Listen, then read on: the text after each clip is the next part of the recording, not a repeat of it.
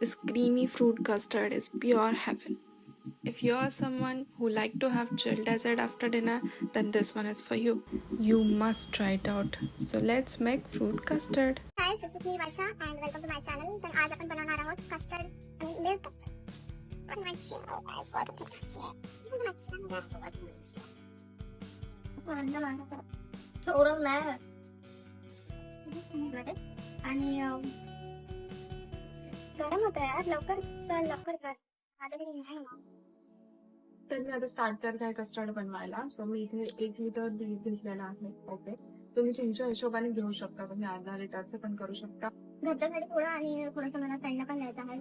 त्या हिशोबाने मी 1 लिटर दूध तापवायला ठेवलं आहे आणि मी विकफील्डचं कस्टर्ड पावडर यूज करणार आहे. फ्लेवरमध्ये तर मी हेच यूज करणार आहे. तर मी थोडंसं दूध रूम टेम्परेचरवर आधीच काढून ठेवलेलं आहे. याच्यामध्ये आपण पहिले कस्टर्ड पावडर मिक्स करणार आहोत. हे जास्त गरम नाही पाहिजे बिकॉज आपण ऑलरेडी आपण जे दूध तापवायला ठेवलेलं आहे त्याच्यामध्ये आपण नंतर मिक्स करणार आहोत. ओके,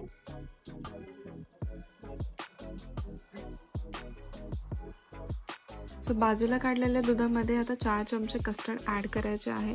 त्याला चांगलं मिक्स करायचं आहे. त्याच्यामध्ये बिलकुल लम्प्स नाही ठेवायचे. अशा प्रकारे त्याचं स्मूथ असं टेक्स्चर झालं पाहिजे. तोपर्यंत त्याला चांगलं स्टर करा.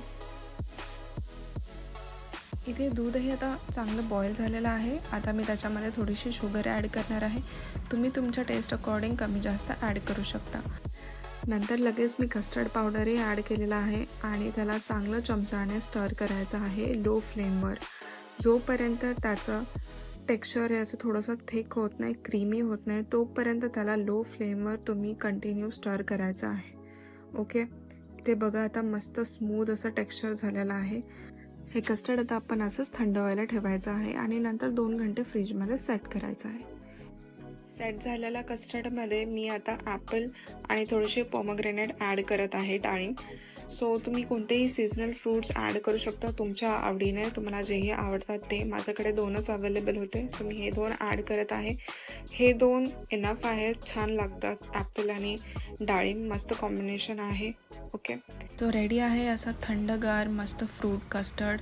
हा जेवणानंतर ॲज अ डेझर्ट म्हणून तुम्ही देऊ शकता. जर तुमच्या घरी गेस्ट आले आहेत आणि तुम्हाला गोड काही करायचं असेल, this is the best option you can make. Simple, easy आणि क्विक. Okay, bye guys.